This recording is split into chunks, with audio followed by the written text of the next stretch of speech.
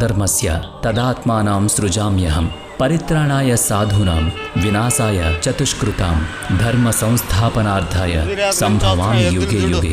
ఈ శ్లోకాలకు అర్థం ఏంటంటే, ఎప్పుడైతే ధర్మానికి హాని కలుగుతుందో, అధర్మం పెరుగుతుందో, అప్పుడప్పుడు నేను అవతరిస్తాను. మంచివారిని రక్షించడానికి, దుర్మార్గులను శిక్షించడానికి మరియు ధర్మాన్ని తిరిగి స్థాపించడానికి నేను ప్రతి యుగంలోనూ జన్మిస్తానని.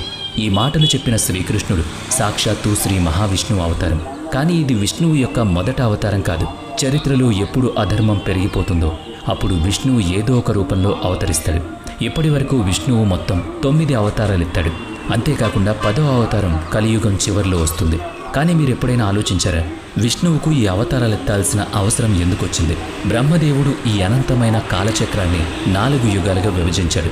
సత్యయుగం, త్రేతాయుగం, ద్వాపరయుగం మరియు కలియుగం. ఈ ప్రతి యుగంలోనూ విష్ణువు అవతరించాడు. సత్యయుగంలో